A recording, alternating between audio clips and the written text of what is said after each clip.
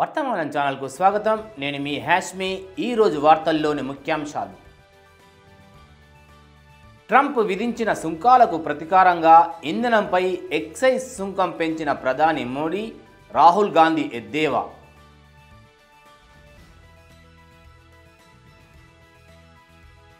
వంట గ్యాస్ సిలిండర్పై ₹50 పెంచిన కేంద్ర ప్రభుత్వం.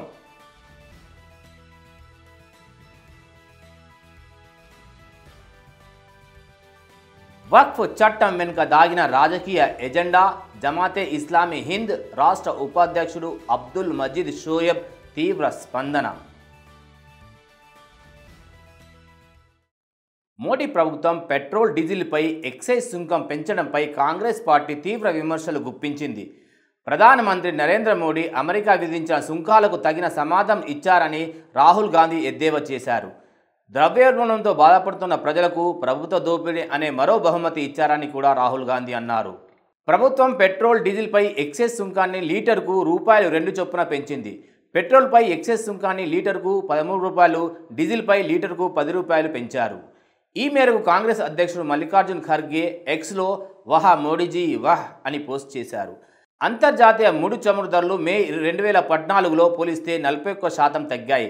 కానీ మీ దోపిడీ ప్రభుత్వం పెట్రోల్, డీజిల్ ధరలు తగ్గించడానికి బదులుగా కేంద్ర ఎక్సైజ్ సుంకాన్ని ₹2 పెంచింది. స్టాక్ మార్కెట్లో చిన్న పెద్ద పెట్టుబడిదారులు అమెరికా మనపై విధించిన తారీఫ్ కారణంగా ఒకేసారి ₹19 లక్షల కోట్లు కోల్పోయిన తర్వాత కూడా మీరు సంతృప్తి చెందలేదు సరికదా. మీ ప్రభుత్వం గాయాలపై ఉప్పు రుద్దడానికి వచ్చిందని ఆయన అన్నారు. ఎల్పీజీ సిలిండర్ ధరలు పెంపుపై ఖర్గే విమర్శలు. ఎల్పీజీ గ్యాస్ సిలిండర్లు కూడా ధరలు పెంచడాన్ని కూడా ఖర్గే విమర్శించారు. మోడీజీ ఈసారి వంటింటి ఖర్చులపై కూడా కొరడా జులిపించారు. దోపిడీ, మోసం అన్న మోడీ ప్రభుత్వానికి పర్యాయపదాలుగా మారాయి అని ఆయన ఎక్స్లో చేసిన మరొక పోస్టులో అన్నారు. మరో వంక పనుల్లో ఏదైనా మార్పు సాధారణంగా వినియోగదారులకు బదిలీ చేస్తారు. అయితే అంతర్జాతీయ చమురు ధరల తగ్గుదల కారణంగా రిటైల్ ధరల తగ్గింపుకు వ్యతిరేకంగా ఎక్సైజ్ పెంపు ఉంటుంది. కాబట్టి పెట్రోల్, డీజిల్ రిటైల్ అమ్మకపు ధరలు ఎటువంటి మార్పు ఉండదు. ఈరోజు ఎక్సైజ్ సుంకం రేట్లు పెరుగుదల తర్వాత పెట్రోల్, డీజిల్ రిటైల్ ధరలో ఎటువంటి పెరుగుదల ఉండదని PSU చమురు మార్కెటింగ్ కంపెనీలు తెలియజేశాయి. చమురు మంత్రిత్వ శాఖ ఎక్స్ పోస్టులో తెలిపింది. వంట గ్యాస్ ధరను ₹50 చొప్పున పెంచినట్లు కేంద్ర చమురు శాఖ మంత్రి హర్దీప్ సింగ్ పూరి తెలిపారు. అదే సమయంలో CNG కిలోకు ₹1 చొప్పున పెంచగా ప్రభుత్వం తన ఆదాయాన్ని పెంచుకోవడానికి పెట్రోల్, డీజిల్పై పన్నులు విధించింది. ఉచితంగా LPG కనెక్షన్ పొందిన పేద లబ్ధిదారులైన ఉజ్వల్ సాధారణ వినియోగదారులకు వంట గ్యాస్ ధర పెంపు ఏప్రిల్ 8 నుంచి అమల్లోకి వస్తుందని, ఇన్పుట్ ఖర్చు పెరుగుదల కారణంగా ఇది అవసరమని చమురు మంత్రి హర్దీప్ సింగ్ పూరి తెలిపారు. ఉజ్జావాలా వినియోగదారులకు వంట గ్యాస్ ధర దేశ రాజధానిలో ప్రస్తుతం ఉన్న ₹503 నుండి ₹553 పెరగనుంది. సాధారణ వినియోగదారులకు ఇప్పుడు ₹853 అవుతుంది. స్థానిక పన్నులు బట్టి రాష్ట్రం నుండి రాష్ట్రానికి మారుతూ ఉండే రేటు చివరిసారిగా గత సంవత్సరం మార్చిలో సవరించారు. ఆ సమయంలో వాటి ధర ₹100 తగ్గించారు. అలాగే గత వారం ప్రభుత్వం ఇన్పుట్ సహజ వాయువు ధరలను దాదాపు 4% పెంచిన తర్వాత దేశ రాజధాని పరిసర నగరాల్లో CNG ధరలు కిలోకు ₹1 పెరిగాయి. దేశ రాజధానిలో CNG ధర కిలోకు 75 ఉంటుందని సిటీ గ్యాస్ రిటైల్ ఇంధన వ్యవస్థ గ్యాస్ లిమిటెడ్ ఎక్స్లో పోస్టులో తెలిపింది.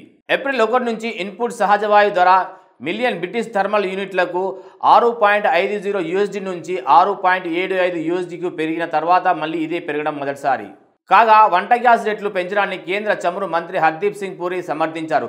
చమురు కంపెనీలు LPG అమ్మకాలపై నష్టాలను చవిచూస్తున్నాయని, దాన్ని భర్తీ చేయడానికి రిటైల్ ధర పెరుగుదల ఉపయోగపడుతుందని అన్నారు. ప్రస్తుత ధరల ప్రకారం ఉజ్జావాలా గృహాలకు LPG ఉపయోగించి రోజుకు వంట ఖర్చు దాదాపు ₹6.10. సాధారణ వినియోగదారులకు ₹14.58. ఇది సహేతుకమైనదని పూరి పేర్కొన్నారు. రేట్లు ప్రతి నెల సమీక్షిస్తామని, ఏదైనా తగ్గింపు వినియోగదారులకు బదిలీ చేస్తామని ఆయన అన్నారు. సిలిండర్కు ₹50 పెంపు భవిష్యత్తు ఖర్చు మాత్రమే కవర్ చేస్తుంది. గత ఖర్చుకు చమురు మంత్రిత్వ శాఖ, ఆర్థిక మంత్రిత్వ శాఖ నుండి బడ్జెట్ మద్దతు కోరుతుంది. ఎక్సైజ్ సుంకం పెంపు నుండి వచ్చే అదనపు ఆదాయాన్ని చమురు కంపెనీల నష్టాలను భర్తీ చేయడానికి ఉపయోగించవచ్చని ఆయన అన్నారు. వారి నష్టాలను భర్తీ చేయడం మా నిబద్ధత మంత్రి అన్నారు. లోక్సభలో వక్ఫ్ సవరణ చట్టం 2025 ఆమోదం పొందడాన్ని తెలంగాణ జమాతే ఇస్లామీ హింద్ ఉపాధ్యక్షుడు అబ్దుల్ మజీద్ షోయబ్ తీవ్రంగా ఖండించారు. దీనిని మత స్వేచ్ఛ, రాజ్యాంగ హక్కులపై జరిగిన దాడిగా ఆయన అభివర్ణించారు. వక్ఫ్ చట్టం ఆమోదం పొందడం ఖండనీయం. దేశంలో మత స్వేచ్ఛ రాజ్యాంగ హక్కులపై ప్రత్యక్ష దాడి అని జమాతే ఇస్లామీ హింద్ ఉపాధ్యక్షుడు మీడియాకు ఇచ్చిన ప్రకటనలో తెలిపారు.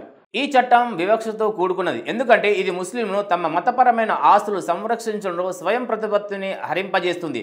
అదే సమయంలో ఇతర వర్గాల మతపరమైన ట్రస్టులు ప్రభావితం కావు. ఈ చట్టాన్ని 1995 వక్ఫ్ చట్టంలో భారీ మార్పులు తీసుకువస్తుంది. ఇది వక్ఫ్ ఆస్తుల నిర్వహణలో ప్రభుత్వ జోక్యాన్ని పెంచుతుంది. మతపరమైన మైనారిటీలకు వారి స్వంత మత సంస్థలను నిర్వహించే హక్కులను కల్పించిన రాజ్యాంగంలోని ఆర్టికల్ 26ను బలహీనపరుస్తుంది. పార్లమెంటరీ చర్చ సందర్భంగా అధికార పక్ష సభ్యులు చేసిన తప్పుడు వాదనలపై ఆయన తీవ్ర ఆందోళన వ్యక్తం చేశారు. అనేక రాష్ట్రాలు హిందూ, సిక్కు ఎండోమెంట్ల కోసం ప్రత్యేకమైన చట్టాలను కలిగి ఉన్నాయని, పర్యవేక్షక అధికారులు సంబంధిత మతవర్గాలు చెందినవారు మాత్రమే ఉంటారని ఆయన గుర్తు చేశారు. వక్ఫ్ ఆస్తుల దుర్వినియోగాన్ని పరిష్కరించడానికి చట్టంలో ఎటువంటి నిర్దిష్ట చర్యలు లేవు. బదులుగా ముస్లిమేతర సభ్యులను చేర్చడం, ప్రభుత్వం నామినేట్ చేసిన అధికారుల నియంత్రణను బదిలీ చేయడం సమస్యను పరిష్కరించదు. వాస్తవానికి చారిత్రాత్మకంగా వక్ఫ్ వ్యవహారాల్లో అవినీతి, దుర్వినియోగానికి అనవసరమైన రాజకీయ అధికార జోక్యం ప్రధాన కారణమని జేఐహెచ్ రాష్ట్ర ఉపాధ్యక్షుడు అభిప్రాయపడ్డారు.